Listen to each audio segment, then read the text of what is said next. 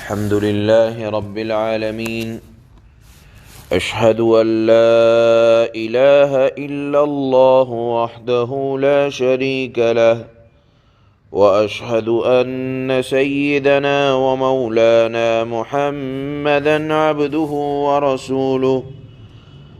أما بعد فأعوذ بالله من الشيطان الرجيم. بسم الله الرحمن الرحيم.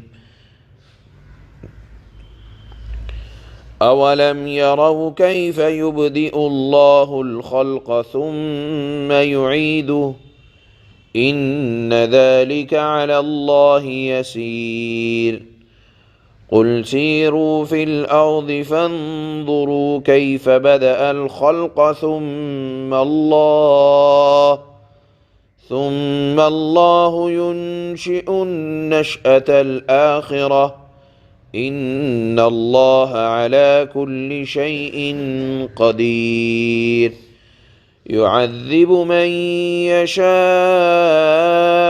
ويرحم من يشاء وإليه تقلبون. وما أنتم بمعجزين في الأرض ولا في السماء وما لكم من دون الله من ولي ولا نصير. والذين كفروا بآيات الله ولقائه أولئك يئسوا من رحمتي وأولئك لهم عذاب أليم. صدق اللہ مولانا العلی العظیم. گزشتہ آیات میں اللہ نے حضرت ابراہیم علیہ السلام نے اپنی قوم کو توحید کی دعوت دی، اس کو سمجھایا. آج کی آیات میں اللہ نے حضرت ابراہیم علیہ السلام کے واقعے کو روک کر ایک بات جو کفار مکہ کے زیادہ لائق تھی ان کو سمجھانے کے لیے چند باتیں ارشاد فرمائیں، اور آج کی آیات کے بعد کل قوم نے حضرت ابراہیم کے سمجھانے پر کیا جواب دیا اس کو بیان کیا جائے گا. تو کفار مکہ کی جو خرابی تھی اور جس کو اللہ نے آج کی آیات میں بیان کیا، اس میں ایک بڑی خرابی تو تھی کہ وہ شرک کے اندر تھے مبتلا، تو اس کو تو حضرت ابراہیم کی تقریر سے ثابت کیا. اور ایک اور خرابی یہ تھی کہ وہ یہ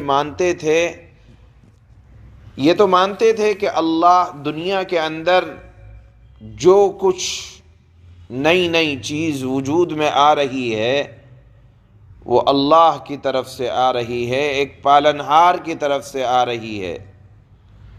لیکن یہ نہیں مانتے تھے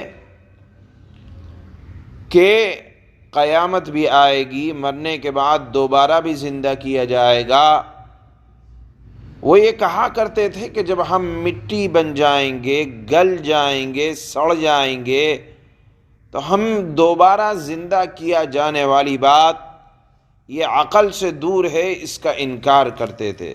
گویا کہ آخرت کا انکار، مرنے کے بعد دوبارہ جینا، زندہ کرنا کیسے ہوگا، اس کو نہیں مانا کرتے تھے. اللہ نے آج کی آیت میں اسی بات کو ارشاد فرمایا ہے کہ آخر تم دیکھ رہے ہو دنیا میں بے شمار چیز کل نہیں تھی، آج ہیں کل نہیں ہوں گی.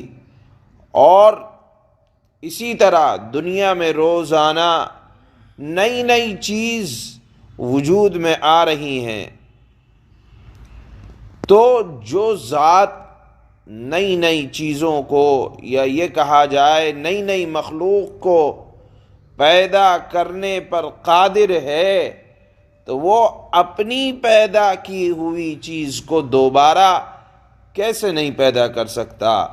جس ذات نے پہلی مرتبہ پیدا کر دیا تو اللہ کے لیے تو ہر کام آسان ہے، لیکن دنیا کے اعتبار سے بھی جب کوئی چیز ایک مرتبہ وجود میں آ جاتی ہے تو اس کا تو نمونہ بھی قائم رہتا ہے، تو اللہ کے لیے دوبارہ پیدا کرنا کوئی مشکل نہیں ہے۔ چنانچہ آج کی آیات میں اللہ دوبارہ پیدا کیے جانے کے متعلق جو کفار مکہ کا اعتراض تھا، بات تھی کہ ہم دوبارہ نہیں پیدا کیے جا سکتے، اللہ نے فرمایا کہ آپ اعلان کر دیں اے نبی صلی اللہ علیہ وسلم کہ تم لوگ ذرا زمین میں چل پھر کر دیکھو کہ خدا تعالی نے کیسی کیسی مخلوق کو پیدا کیا ہے۔ آپ ہوا کی مخلوق دیکھیں، زمین پر چلنے والی مخلوق دیکھیں، زمین کے اندر رہنے والی مخلوق کو دیکھیں، عقل حیران ہے کہ اللہ نے ایسی ایسی مخلوق کو بھی پیدا کیا ہے۔ تو جب آپ یہ تمام چیز دیکھ رہے ہیں کہ جو چیزیں دنیا میں نہیں تھیں اللہ نے ان کو پیدا کیا، تو اسی پر کم سے کم قیاس کر لو کہ جو اللہ پہلی مرتبہ پیدا کرنے پر قادر ہے تو کیا وہ دوبارہ نہیں پیدا کر سکتا؟ ایک بات تو اس طرح معلوم یہ ہوا کہ دوبارہ پیدا کرنا اللہ کے لیے کوئی مشکل کام نہیں ہے۔ ایک بات آج کی آیات میں اللہ نے یہ ارشاد فرمائی۔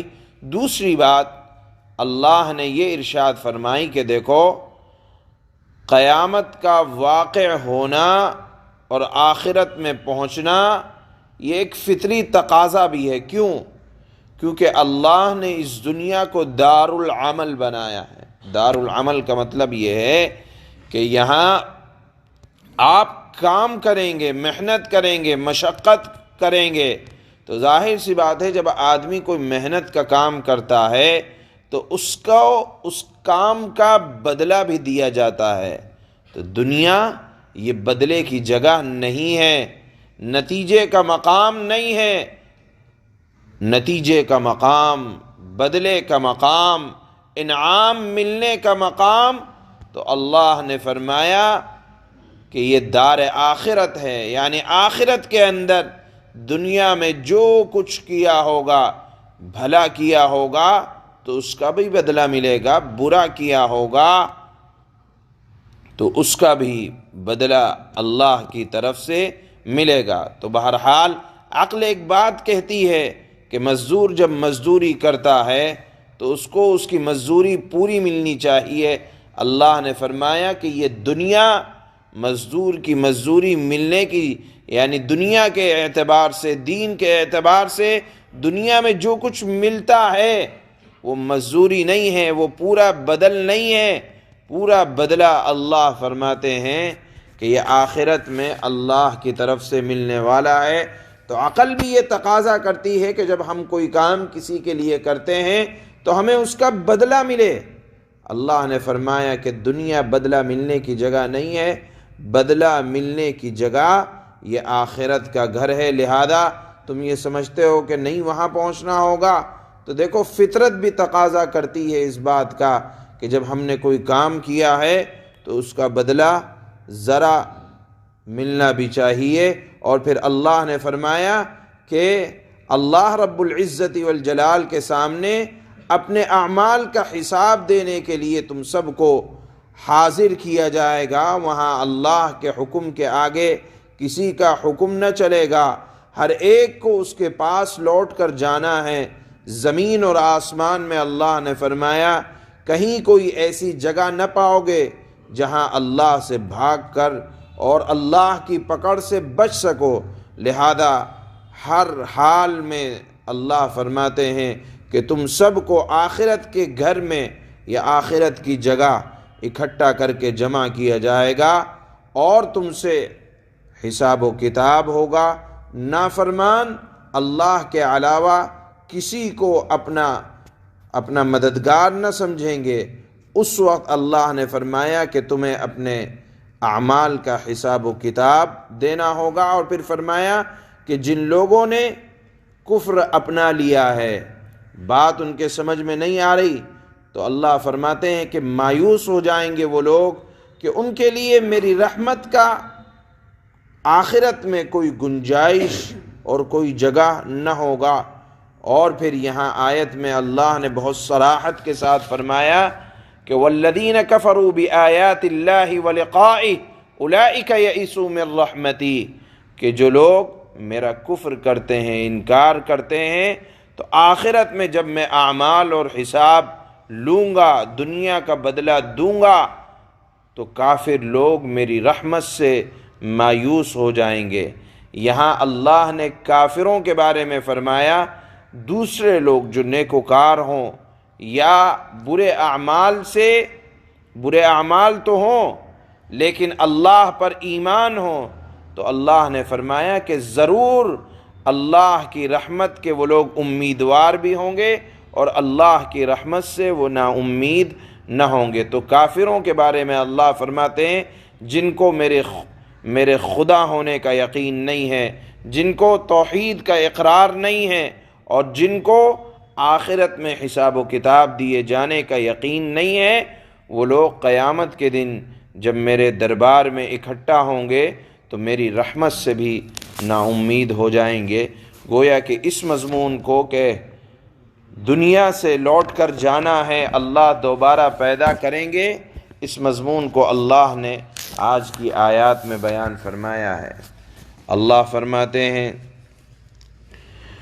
اولم يروا كيف يبدئ الله الخلق ثم يعيده ان ذلك على الله يسير، بھلا کیا ان لوگوں نے یہ بات نہیں دیکھی کہ اللہ تعالیٰ کس طرح مخلوق کو شروع میں پیدا کرتا ہے، جانوروں کو، چرند پرند، زمین پر رینگنے والے کیڑے مکوڑوں کو اللہ کیسے پیدا کرتا ہے۔ اللہ فرماتے ہیں غور تو کرو، پھر وہی یعنی اللہ اسے دوبارہ پیدا کرے گا، یعنی انسانوں کو۔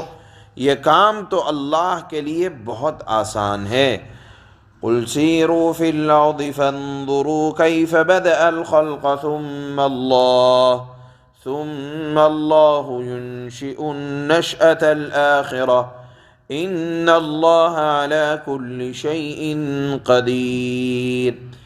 اے لوگو، اے اللہ کے بندو، ذرا زمین میں چل پھر کر تو دیکھو کہ اللہ نے کس طرح مخلوق کو شروع میں پیدا کیا۔ ایسی عجیب عجیب مخلوق اللہ نے پیدا کر دی، اس کو تو کہیں پریشانی نہیں آئی، تو کیا نہیں سمجھتے کہ اللہ دوبارہ قیامت کے دن پیدا کر دے گا؟ اللہ فرماتے ہیں پھر اللہ ہی ہے، پھر اللہ ہی آخرت والی مخلوق کو بھی اٹھا کھڑا کرے گا۔ جس نے دنیا میں پیدا کر دیا اس کے آخرت میں پیدا کرنا کوئی مشکل نہیں ہے۔ اللہ نے فرمایا یقیناً اللہ ہر چیز پر قادر ہے۔ يعذب من يشاء ويرحم من يشاء وإليه تقلبون، وہ جس کو چاہے گا سزا دے گا اور جس پر چاہے گا رحم کرے گا، اور اسی کی طرف اے لوگو تم سب کو پلٹ کر لے جایا جائے گا۔ وَمَا أَنْتُمْ بِمُعْجِزِينَ فِي الْأَرْضِ وَلَا فِي السَّمَاءِ وَمَا لَكُمْ مِنْ دُونِ اللَّهِ مِنْ وَلِيٍّ وَلَا نَصِيرٍ، اور تم نہ زمین میں اللہ کو عاجز کر سکتے ہو۔ مراد یہ ہے کہ آپ بھاگیں، جس طرح ملک کے چور بھاگ جاتے ہیں اور بچ جاتے ہیں ایک ملک کی پولیس کی پکڑ سے، اللہ فرماتے ہیں تم زمین میں اللہ کو تھکا نہیں سکتے ہو اور نہ آسمان میں اللہ کو تھکا سکتے ہو کہ چلو زمین چھوڑ کر آسمان میں چلے جائیں، چھپ جائیں گے، ایسا نہیں ہو سکتا۔ اور اللہ کے سوا تمہارا نہ کوئی رکھوالا ہے اور نہ کوئی مددگار ہے۔ والذین کفروا بآیات اللہ ولقائہ اولئک یئسوا من رحمتی واولئک لهم عذاب علیم، اور جن لوگوں نے اللہ کی آیتوں کا اور اللہ سے جا ملنے کا انکار کیا ہے وہ میری رحمت سے تو مایوس ہو چکے ہیں، اور ان کے لیے یعنی میری آیتوں کا انکار اور آخرت کا انکار کرنے والوں کے لیے دکھ دینے والا عذاب ہے۔ سبحان اللہ۔